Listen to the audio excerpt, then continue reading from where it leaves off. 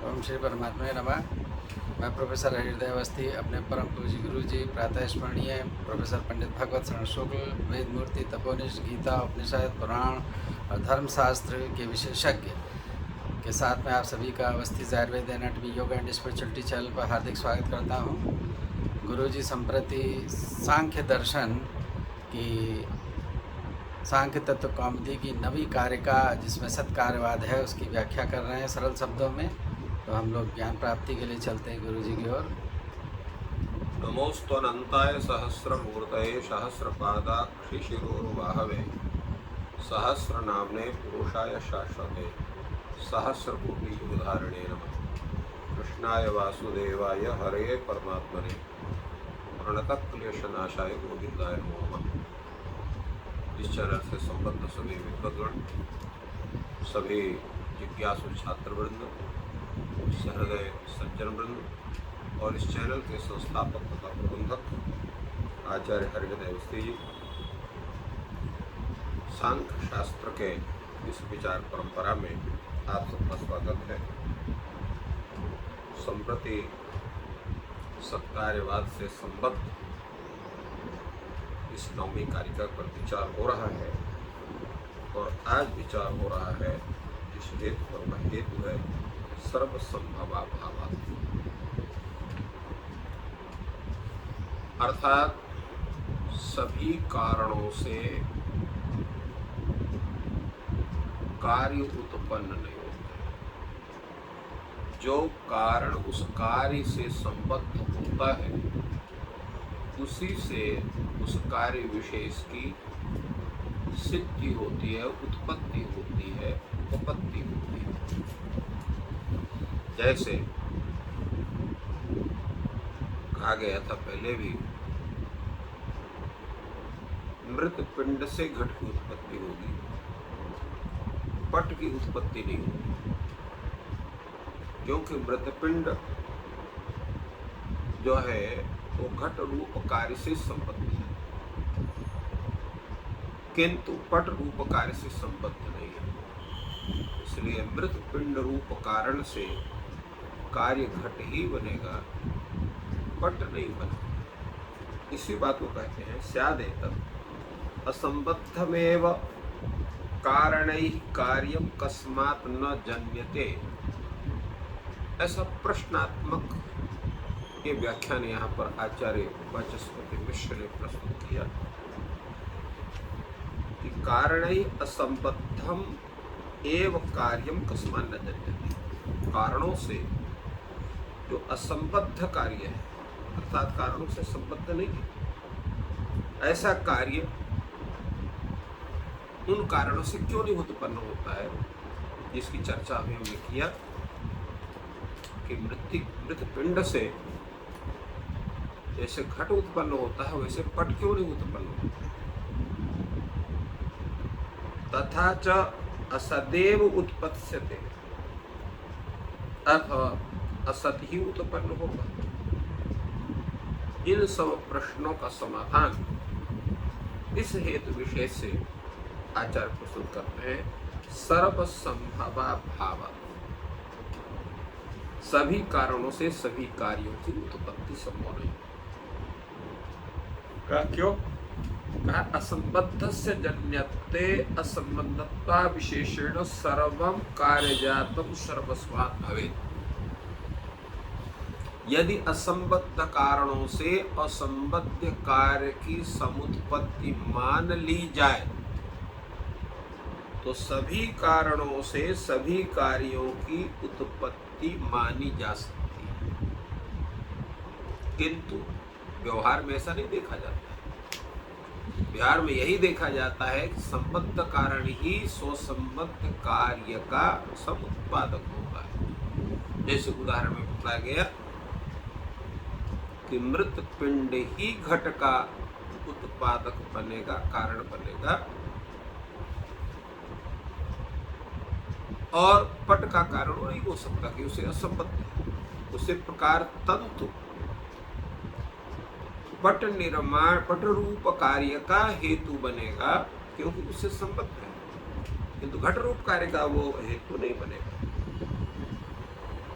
इसलिए ये कहा गया कि असंबद्धस्य जन्यते असंबद्धता विशेषण सर्वं कार्यजातम सर्वस्मात् भवेत्। यदि असंबद्ध की जन्यता, असंबद्ध रूप कार्य की जन्यता असंबद्ध कारण विशेष से सर्वत्र माने जाए तो सभी कार्य किसी भी हेतु से उत्पन्न होते हैं, किंतु ऐसा नहीं है। न चैतदस्ति तस्मात् न असंबद्धम असंबद्धेन जन्यते। इसलिए असंबद्ध कार्य किसी असंबद्ध कारण से उत्पन्न नहीं होता है, अपितु संबद्ध कार्य ही संबद्ध कारण से उत्पन्न होता है। इसीलिए जो प्राचीन जो सांख्याचार्य कहते हैं असत्वेन अस्ति संबद्ध कारण ही सत्व संग, तो सत्व संग भी कारण ही असत्य संबंध नास्ति। जो सत्व से संबद्ध जो कारण है उनका किसी असत्व से संबंध नहीं हो सकता। असंबद्धस्य च उत्पत्ति इच्छतः न व्यवस्थिति। जो असंबद्ध कारण से कार्य की उत्पत्ति मानते हैं उनका जो सिद्धांत है वो व्यवस्थित नहीं है, वो गलत है, भ्रमात्मक है। इसलिए जैसे कहा गया था, उदाहरण में बताया, किसी भी का असंबद्ध कारण से असंबद्ध कार्य की समुत्पत्ति नहीं हो सकती है। जैसे बताया गया कि संबद्ध मिट्टी से संबद्ध घट है, इसलिए मिट्टी से मृतपिंड से घट की समुत्पत्ति होगी। तंतु से संबद्ध पट है, इसलिए तंतु रूप कारण से पट की उत्पत्ति होगी, किंतु मृत पिंड रूप कारण से पट की उत्पत्ति नहीं होगी, तंतु रूप कारण से घट की उत्पत्ति नहीं। यही मुख्य बात है। इसलिए ये जो हेतु है, ये जो कहा गया कि सर्वसंभावात सभी कारणों से सभी कार्य नहीं उत्पन्न होते, अपितु संबद्ध कारण से ही संबद्ध कार्य की समुत्पत्ति होती है। इसलिए कार्य सत्य ही है, कार्य असत नहीं।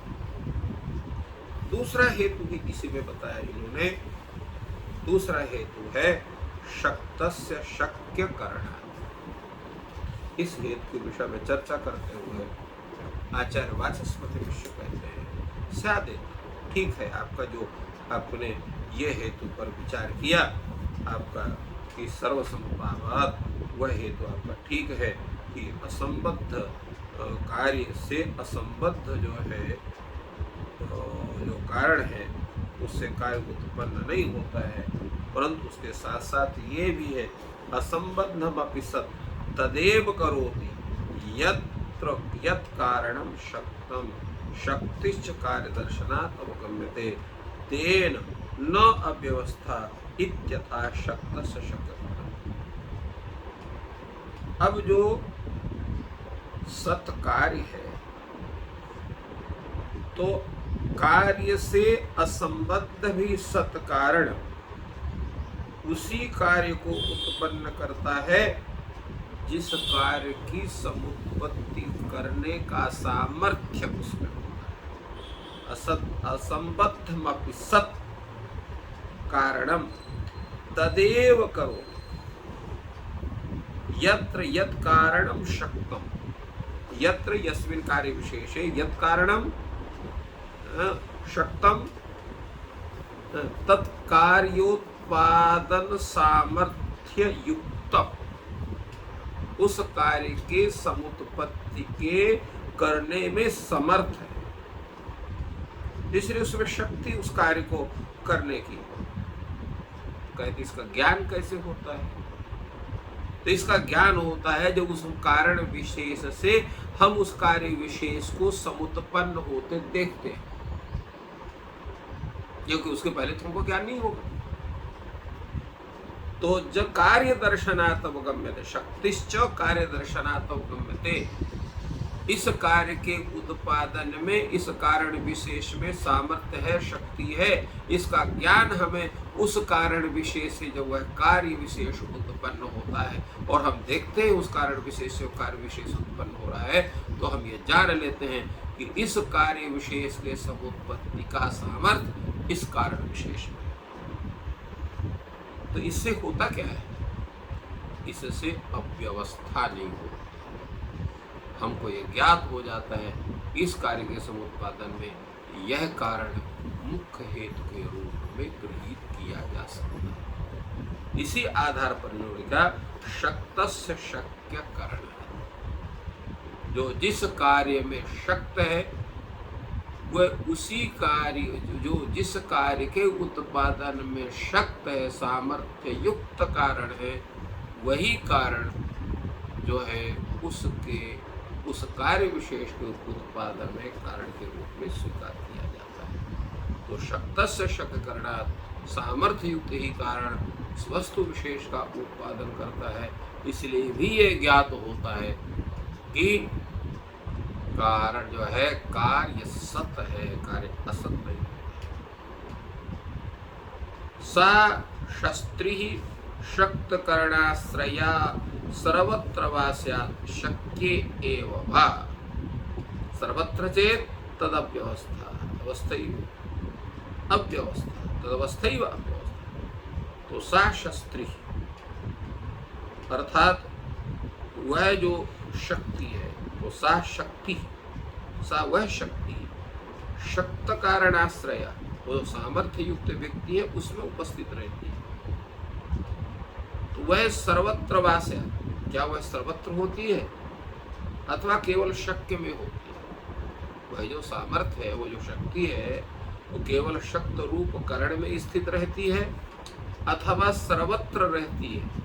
क्या उसमें विशेषता है?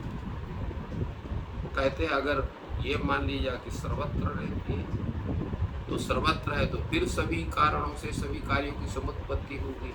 तो जो अव्यवस्था पहले थी वही अव्यवस्था अभी भी विद्यमान रहेगी। अगर ये कहते हो कि केवल शक्य में रहती है, तो शक्य चेत कथम असति शक्य तत्र वक्तव्यम। और जब वो शक्य नहीं है तो फिर उससे कार्य समुत्पन्न हो रहा है, आप कैसे कह सकते हो?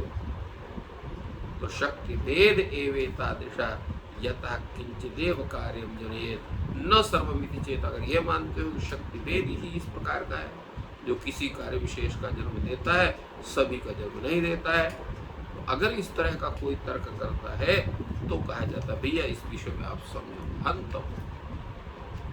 शक्ति विशेषा कार्य संबद्धा व असंबद्ध होगा।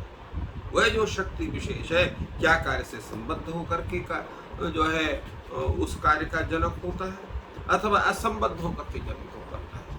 तो अगर ये कहते हो कि असंबद्ध होकर के उस कार्य को जन्म देता है तो असंबद्धते न असता संबंध। अगर संबद्ध होकर के वह जो कारण है उस कार्य को जन्म देता है, तो आप समझ लीजिए किसी अविद्यमान का किसी विद्यमान के साथ संबंध नहीं हो सकता। पहले भी कहा गया था संबंध दुष्ट होता है। दो विद्यमान वस्तु व्यक्ति का ही संबंध बन सकता है। एक व्यक्ति न रहे या एक वस्तु न रहे, केवल एक वस्तु रहे तो वहाँ संबंध नहीं हो सकता है, क्योंकि संबंध दुष्ट है, दो में रहता है। तो संबद्धते न असता संबंध है। तात्पर्य क्या हुआ कि संबद्ध रहने पर जो है कार्य उस कारण विशेष के उस कार्य विशेष के साथ संबंध बनेगा ही। इससे क्या ज्ञात होता है कि कार्य असत नहीं है। सत कारण से सत कार्य की ही समुत्पत्ति होती है। इससे यह निश्चित हो जाता है, सिद्ध हो जाता है कि कार्य सत ही है, असत नहीं। असंबद्धते सैव अव्यवस्था।